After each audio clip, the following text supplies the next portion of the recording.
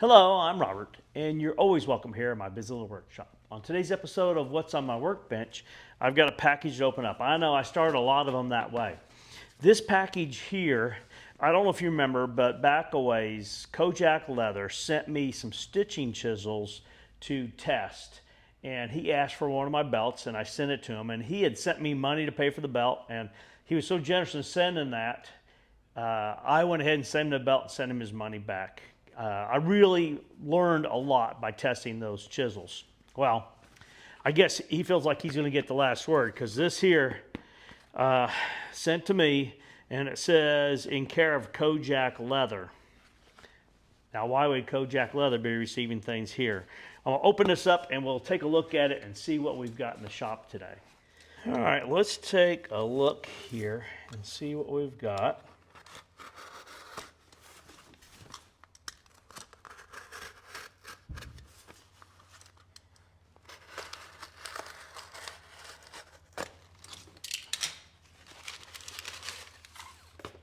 It says sold on it.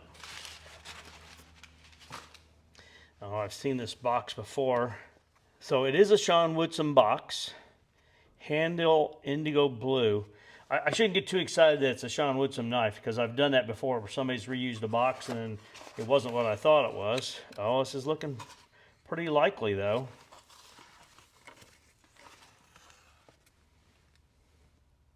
Look at that. That's a knuckle. I think he refers to it as a knuckle drag knife. It's one of Sean's knives here. So I can get that where you can see it there. Sean Woodsum knuckle draw. Holy smokes, that is sharp.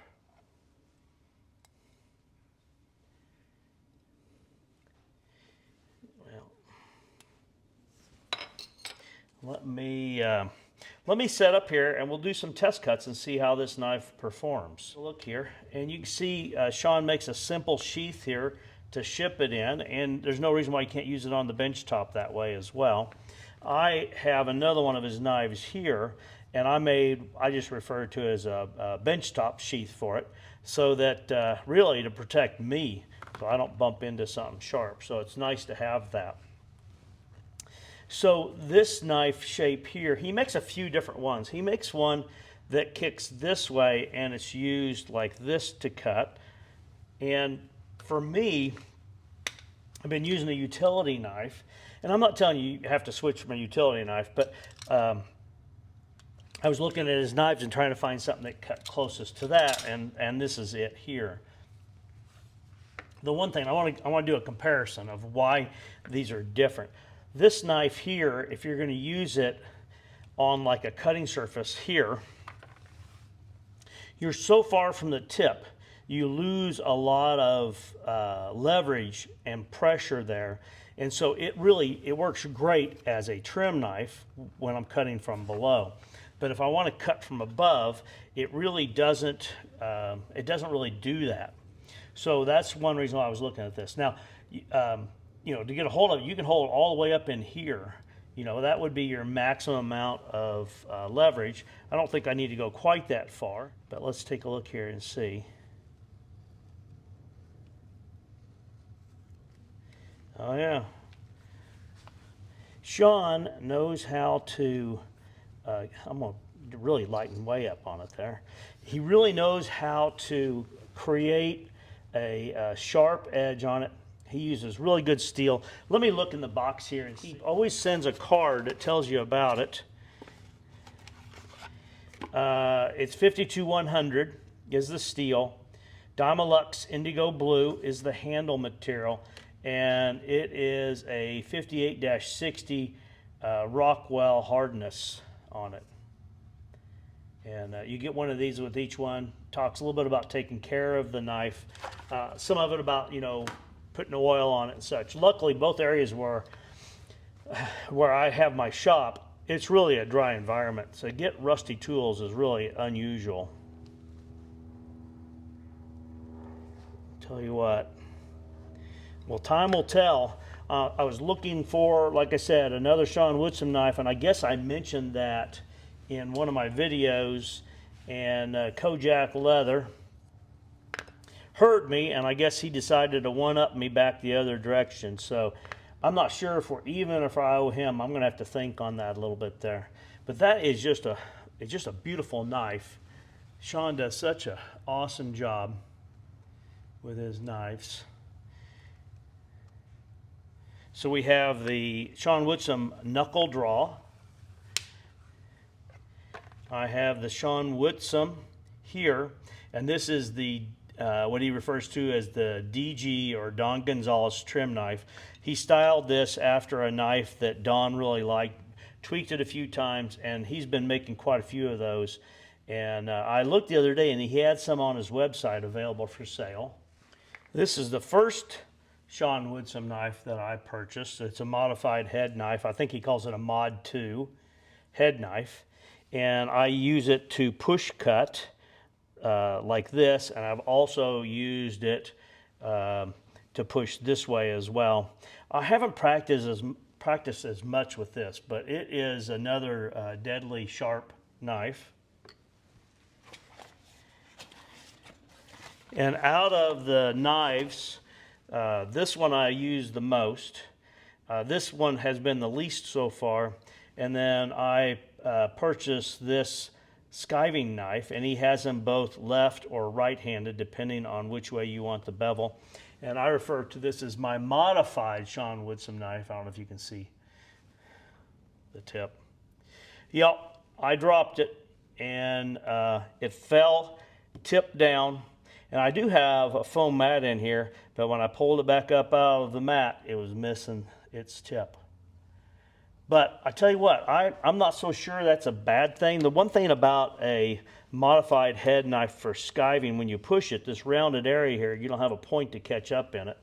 So, I mean, I do realize that as you're skiving, I'll show you what I mean here.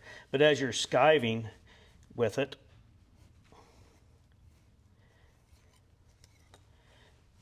if you're back in here, obviously you can catch that tip, but typically you're going to work from one direction back the other way.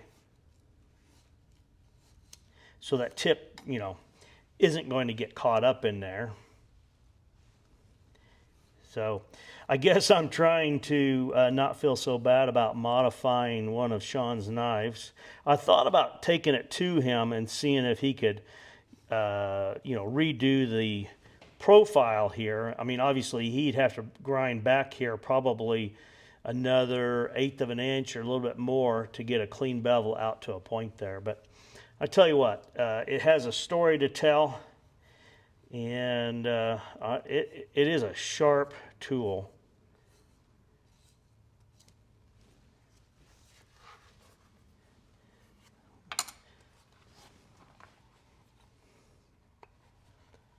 Down to 1.5 from 6. So that's a sharp knife. I know. We'll get him out here and play with him here.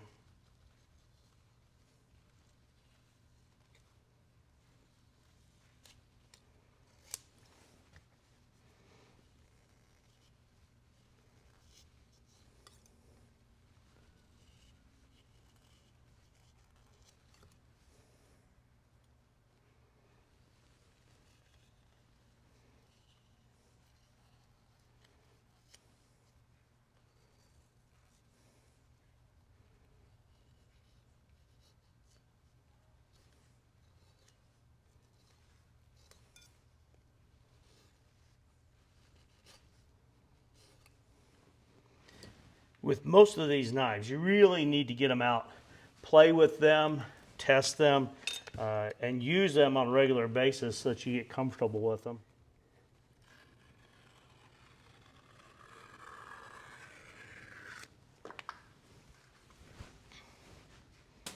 Well, that's enough making big pieces of leather into small pieces of leather. Let's turn the camera around here and I'll wrap up.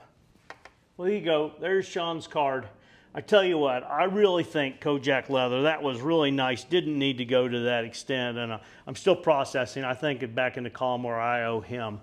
But just a beautiful knife. I'll enjoy using that. I think I'm to the point now where I was going to say can't need any more knives, but you can always use more knives. it just gets harder to use them. But I think this one here is going to get used quite a bit. I'm going to try this and see if I can get comfortable with using this instead of my utility knife. Part of the reason why I was trying to get settled on what I was going to have for my benchtop knives is really, I probably shouldn't call them a benchtop knife. It's where I'm going to be using them, but I'm working on the design, and I know it seems like I start to work on mine and then other projects come up, but I want to make a tool pouch with a sheath built in for this knife and for my DG trim knife, both from Sean Woodsum. And so that they're always handy, because I waste so much time looking from one bench to the next. I probably could have built a dozen of these with time looking for the tape measure or the pencil, or in this case, the knife. Kojak leather, I really appreciate that. That was really above and beyond. I really enjoyed the opportunity to test those tools, and I'm not sure of the timing of this video or the other one, but I have ordered my stitching chisels, and they should be here pretty soon, so I don't know which video will come out first. I appreciate you taking time to be within the shop today. Please like, share, and subscribe, but more importantly, I do hope you have a great day.